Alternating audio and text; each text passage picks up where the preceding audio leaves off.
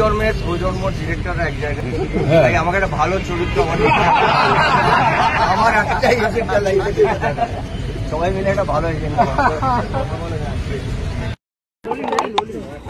দেখো, সবাই এই ইন্ডাস্ট্রি যারা পরিচালক, সে টেলিভিশন হোক, সে ফিল্ম সিনেমার হোক বা ওটিটির হোক, সবাই কিন্তু এখানে তার মতামত দিয়েছে এবং সবাই খুবই সবাই খুব আজকে আপসেট।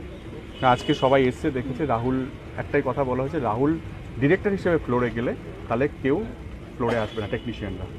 সো আমাদের এখানে সব ডিরেক্টররা একটা কথাই বলছে, যদি ডিরেক্টররা ফ্লোরে না যায় তাহলে কি কাজটা হবে? যেটা কৌশিকদা বললেন বা পরম বললো, সবাই যেটা বললেন যে এটা একটা বড় অসম্মান। সো আমাদের বলার একটাই আছে যে আমি 2 দিন সময় দিচ্ছি তাদের ভাবার জন্য, যে তারা টেকনিশিয়ান বা ফেডারেশন যারাই আছেন সবাই এটা ভাবুন যে আপনারা যেটা বলেছেন বা যেটা ভাবছেন সেটা আদৌ শুধরানো যায় কি না।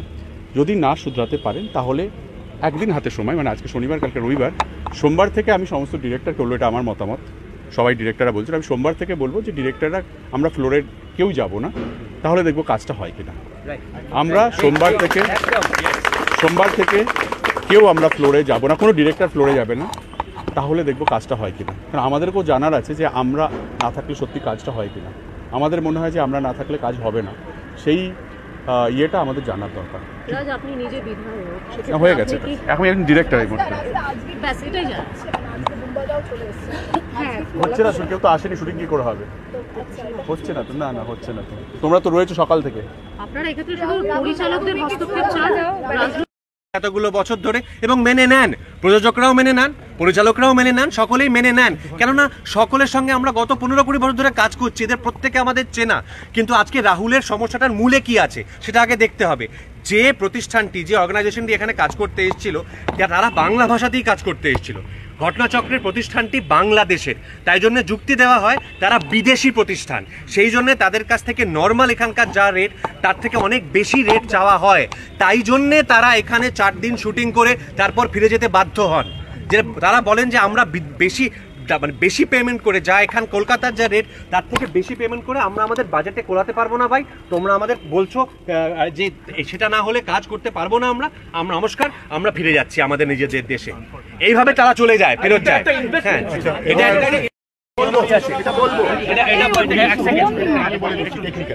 এটা টেকনিক্যালি বলার আগে একটু বলতে চাই, তুমি আমাকে চাইলে কন্ট্রোল করতে পারো। সেটা হচ্ছে, আমরা প্রায়শই এই কথাটা শুনি, সেটা হচ্ছে গুপি শুট। এই প্রথমত বলি, এই গুপি শুট শব্দটা কিন্তু সম্পূর্ণ একটি আনকনস্টিটিউশনাল, অসাংবিধানিক একটি শব্দ। গুপি শুট বলে কিছু হতে পারে না। আজকের সুপ্রিম কোর্টের রুলিং আছে, কম্পিটিশন কমিশন অফ ইন্ডিয়ার রুলিং আছে, যে আজকে ভারতবর্ষে কোনো ইউনিয়ন, কোনো ফেডারেশন, কোনো প্রডিউসার, কোনো নির্মাতাকে ফোর্স করতে পারে না যে এত সংখ্যক লোক নিতে হবে, এই বিভাগে লোক নিতে হবে, হ্যাঁ, বলতে পারে না। কিন্তু আমাদের এখানে সেটা আমাদের ওপর ইম্পোজ করা আছে, এবং আমি আবারও বলছি, আমরা চাই যাদের সঙ্গে আমরা 20, 22, কেউ 15 বছর ধরে কাজ করে এসেছি, তারা সেই সমস্ত টেকনিশিয়ানরা সকলে আমাদের সঙ্গে কাজ করুক। তাই জন্যে আমরা তাদেরকে সেই পূর্ণ স্ট্রেংথ নিয়ে কাজ করি, সেটা সম্মান দিয়ে আমরা আমাদের স্বেচ্ছায় সেই জিনিসটা করি। তাতে আমাদের খরচ বেশি হয়, তাও আমরা করি, কিন্তু আমাদের ফোর্স করা হয়। যদি আমার 20 দিন শুটিং হয়, 15 দিন হয়তো আমার পুরো ইউনিট লাগবে, 5 দিন হয়তো লাগবে না, আমার কম লোক লাগবে, তাতেও আমাকে পুরো ইউনিট নিতে হয়। এই নিয়মটা আর কোথাও নেই। যদি কেউ বলতে চান যে এই নিয়মটা সব জায়গায় আছে ভারতবর্ষে, আমাকে তিনি কাগজ দেখান। এই নিয়মটা কোথাও নেই, তা সত্ত্বেও আমরা সেটাও মেনে নিই, আমরা তাই করি। সেইখান থেকে যেখানে বিচ্যুতি ঘটছে, সেই বিচ্যুতিটাকে এখানে গুপি শুট বলে একটা শব্দ তৈরি করা হয়েছে। গুপি শুট শব্দটা ইটসেলফ বেআইনি, বিকজ গুপি শুট বলে কোনো কথা হয় না, অত্যন্ত অপমানজনক এবং বেআইনি একটি শব্দ। আমরা স্বেচ্ছায় সবাইকে নিয়ে কাজ করি। কোনো প্রযোজক যদি মনে করেন যে তিনি এত লোক নিয়ে কাজ করতে পারবেন না, তাই তিনি অল্প কিছু লোক নিয়ে নিজের মতো করে কাজ করছেন, সেটা লিগালি আটকাবার কোনো অধিকার কোনো প্রতিষ্ঠানের নেই। এটা স্পষ্ট করে সকলে যেন বুঝে রাখেন। সো এই গুপি শুট শব্দটা আগামীতে যেন আর আমাদের শুনতে না হয়। কৃষ্ণাদি, কৌশিকদা, পরমদা যে কথা বলেছে, সেই প্রত্যেকটি কথাই আদতে আমার কথা এবং আমার বিশ্বাস যে আমাদের সকলের এখানের কথা। সব থেকে ইম্পর্টেন্ট কথাটা হচ্ছে যে যেটা বলা হলো যে প্রত্যেকটি টেকনিশিয়ান আমাদের পরিবার, ডিরেক্টরও একটি টেকনিশিয়ান, কিন্তু সত্যি এমন মানে যদিও কৌশিকদা বললেন অহংকারের, সত্যিই কথাটা ঠিক যে ডিরেক্টরের ওপরে কিন্তু অনেকটা ডিপেন্ডেন্স থাকে। তার কারণ, এবং সুদেশনাদি যেটা বললেন সেটা হচ্ছে একজন টেকনিশিয়ানের মতো এই টেকনিশিয়ান যার নাম ডিরেক্টর, সে কিন্তু সারা বছর কাজ করতে পারে না। তার কারণ তার কাজের নেচারটার সাথে এই কথাগুলো সবই আগে বলা হয়েছে। আমি শুধু যেটা বলতে চাই, একজন নতুন পরিচালক হিসেবে আমাদের এই ইন্ডাস্ট্রিতে সিনিয়র পরিচালকদের সাথে কাজ করে, কাজ শিখে এবং পরিচালনার কাজ করে যেটা বুঝতে পারি সেটা হচ্ছে আমরা তো বিরাট অর্থের ইন্ডাস্ট্রি নই ভারতবর্ষের অন্যান্য ইন্ডাস্ট্রির মতো। ফলত আমাদের এখানে কাজ করার ক্ষেত্রে সম্মান একটা বিরাট জিনিস। মূলত আমরা কাজের শেষে, আমরা শুটিংয়ের শেষে মূলত ওইটা নিয়েই বাড়ি ফিরে যাই। হ্যাঁ, আমরা আমাদের টেকনিশিয়ান ভাইদের যতটা সম্মান দিতে চাই তারাও আমাদের শুটিং ফ্লোরে দেন, কিন্তু কোথাও দেখা যাচ্ছে নিয়ম আইন, তার বাঁধুনি এবং যেটা একটা সংঘাতের পরিবেশ, সেটা দিয়ে পৃথিবীর কোথাও কোনো সিনেমার ভালো হয়নি, এতটুকু আমি যতটুকু ইতিহাস জানি ততটুকু। এক্ষেত্রে আইনের যে দিকগুলো আছে, এই যে যেটাকে বলা হচ্ছে যে গুপি শুটিং, তার আইনগতভাবে যে দিকগুলো আছে সেটা নিয়ে খানিকটা পরমদা বললেন, আরও সিনিয়ররা বলবেন, কিন্তু সম্মান রেস্টোর হওয়াটা। রাজ একবার সামনে আয় একটুখানি, একবার একটা কথা আমি সবাইকে একটা, টেকনিশিয়ানদের বলা হয়েছে যে কালকে তোমরা কেউ যাবে না। আমার মনে হয় তার সাথে এই লজিকটা দেওয়া হয়েছে যে রাহুল তোমাদের পেটে লাথি মেরে বাংলাদেশে কাজ করেছে। এটা যে সর্বৈব ভুল এবং মিথ্যে সেটা কিন্তু রাহুল অলরেডি প্রমাণ করে দিয়েছে। এবার আমি ফেডারেশনকে বলছি না, আমি সেই সব টেকনিশিয়ান বন্ধুদের বলছি, তোমাদের যদি এই যুক্তি দেওয়া হয় যে এই জন্য যাবে না কালকে শুটিংয়ে, এই যুক্তিটা কিন্তু ভুল, এটা কিন্তু মাথায় রাখতে হবে। আর যদি কোনো যুক্তি না দিয়ে বলা হয় যে আমি বলছি বলে তোমরা যাবে না, সেটা আলাদা ব্যাপার। কিন্তু যদি কোনো যুক্তি দেওয়া হয় যে এই কারণে তোমাদের থেকে আমরা বারণ করছি যে রাহুল তোমাদের ক্ষতি করেছে, আর্থিক ক্ষতি করেছে, নিয়ম ভেঙেছে, এইটার বিরুদ্ধে আমাদের কাছে যথেষ্ট নথি আছে যে রাহুল এটা করেনি, সেক্ষেত্রে যদি ব্যাপারটা কোনো কারণ ছাড়া বলা হয় তাহলে সেটা তো মানে সেটা যুক্তিগতভাবে আর সেটাকে মানে রাজ্য করা যাচ্ছে না। না, মেইন যেটা হয়েছে, হ্যাঁ, সবাই কথা বললো আর কি, এখানে তো সবাই যারা রয়েছে সবাই মিক্স অ্যান্ড ম্যাচ।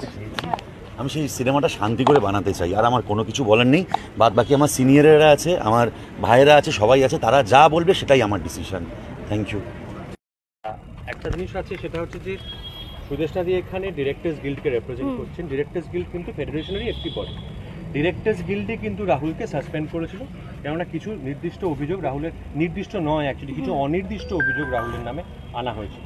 আগের দিন ডিরেক্টর্স গিল্ডের মিটিংয়ে ক্লিয়ার হয়ে গেছে যে সেই অভিযোগগুলো রাহুলের বিরুদ্ধে নেই। হ্যাঁ, তার ফলে ডিরেক্টর্স গিল্ডই কিন্তু ফেডারেশনকে বলে যে ওর উপর থেকে সাসপেনশন তুলে নেওয়া হোক। তো ডিরেক্টররা তো ডিরেক্টর্স গিল্ডের সঙ্গে কথা বলবে, বিকজ ডিরেক্টরদের কাছে ফেডারেশনের অ্যাভিনিউটা বা রুটটা তো ডিরেক্টর্স গিল্ড। তো ডিরেক্টর্স গিল্ডে যেরকম সাসপেন্ড করেছিল, ডিরেক্টর্স গিল্ডই সেরকম সাসপেনশন তুলেও নিয়েছে। তাহলে তো এবার ফেডারেশনের, ডিরেক্টর্স গিল্ড তো ফেডারেশনেরই পার্ট, তো ফেডারেশনের টেকনিশিয়ানদের তো আসার কথা, তাদের কাজ করার কথা, because or suspension directors guild বিচার করেছে, বিচার দিয়েছে, সেটা লিফটেড হয়ে গেছে। তা সত্ত্বেও আজকে সকালবেলা 9টায় এখানে কল টাইম, কেউ আসেননি, এবং গতকাল কোনো কলাকুশলী কোনো টেকনিশিয়ান, কেউ ফেডারেশনের অন্তর্ভুক্ত টেকনিশিয়ানরা কেউ কল টাইম নেননি জিনিসটা। এবার আমাদের প্রশ্নটা হচ্ছে যে আমরা এখনো বুঝতে পারছি না এই যে বয়কটটা করা হচ্ছে, রাহুল এখানে একটি ব্যক্তি বিশেষ, রাহুল এখানে হয়তো বা উপলক্ষ মাত্র। রাহুল বা রাহুলের মতো পরিস্থিতিতে অতীতে বা ভবিষ্যতে বা বর্তমানে কেউ যদি থাকে, তার ভুলটা কোথায়, যে ভুলটার জন্যে তাকে সাসপেন্ড করা হচ্ছে বা তাকে ব্যান করা হচ্ছে, তার যে গিল্ড সেখান থেকে, এবং তার গিল্ড সে সাসপেনশন তুলে নেওয়ার পরেও যে বৃহত্তর ফেডারেশন, তাদের টেকনিশিয়ানরা বলছে আমরা কোলাবোরেট করব না। আমরা আমাদের সবার আগে প্রশ্নটা হচ্ছে এইখানে ভুলটা কোথায়, এটা আগে কেউ আমাদের পরিষ্কার করবে। তাহলে গিল্ডের উপরেও আরো বড় হস্তক্ষেপ হয়েছে, এটা কতটা আনফরচুনেট। সেটাই তো আমারও প্রশ্ন, যে আমরা তো ডিরেক্টররা তো ডিরেক্টর্স গিল্ড ফেডারেশনের মুখপাত্র হিসেবে আমরা ডিরেক্টর্স গিল্ড কি জানি। এবার ডিরেক্টর্স গিল্ডই সাসপেনশন করেছিল রাহুলকে, ডিরেক্টর্স গিল্ডই সেটা তুলে নিয়েছে।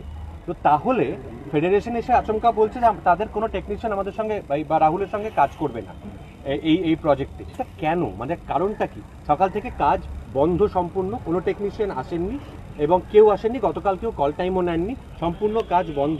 সমস্ত আর্টিস্টরা এসে গেছেন, শিল্পীরা এসে গেছেন, প্রযোজক সংস্থার সকলে এসে গেছেন, পরিচালক এসে গেছেন, সবাই এখানে এসে অপেক্ষা করছেন সকাল থেকে, কিন্তু এখনো অবধি কেউ কাজ করতে আসেননি। সমস্ত কমপ্লিট কর্মবিরতি, তারা কমপ্লিট একটি স্ট্রাইক বলা যেতে পারে তারা ডেকেছে। পরবর্তী তোমাদের কি সিদ্ধান্ত হবে?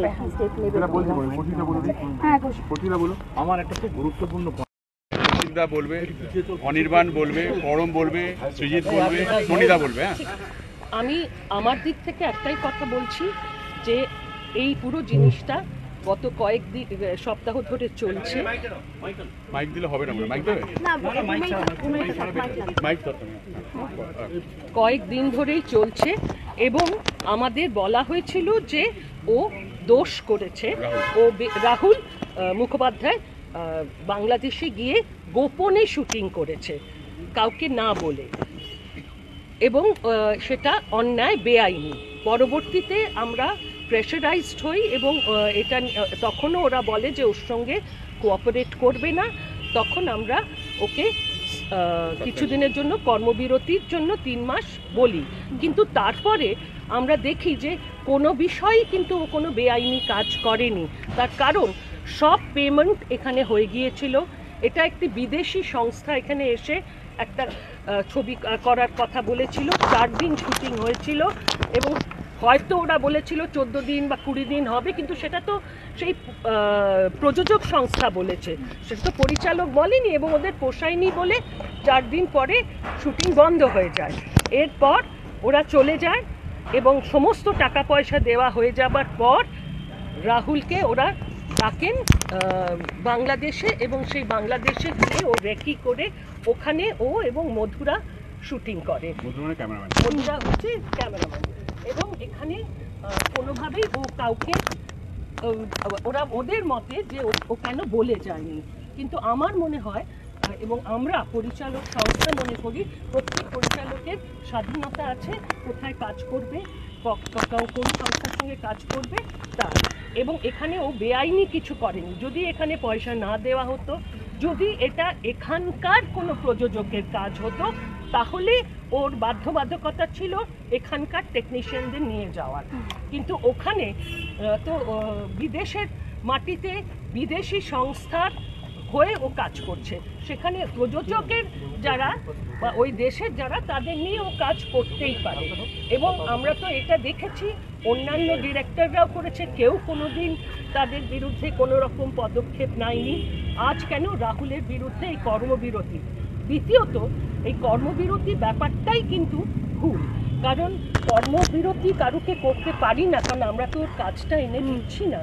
একজন পরিচালক সারা বছর ধরে হয়তো একটা কাজ বা ম্যাক্সিমাম 2টো কাজ পায়, তার মধ্যে ও কাজ করে হয়তো মাস 3, অন্য সময় সে শুধু কাজ খুঁজতে থাকে। সেই 3 মাস যদি তাকে বন্ধ করে দেওয়া হয়, সেটা আমার মনে হয় ঘোর অন্যায়।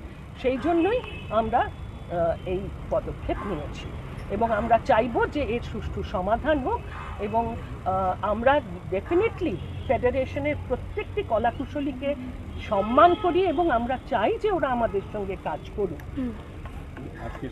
আজকে যেটা আমাদের খারাপ লাগছে যে আমরা ভীষণভাবে অসম্মানিত হয়েছি, কারণ তারা কেউ আসেননি, কারণ তাদের উপরে হয়তো বারণ ছিল, হয়তো হুলিয়া জারি ছিল, তারা আসেনি, তারা কল টাইম নেয়নি। তাহলে কি এখন সিদ্ধান্ত? হ্যাঁ, এখন সিদ্ধান্ত এইটার মধ্যে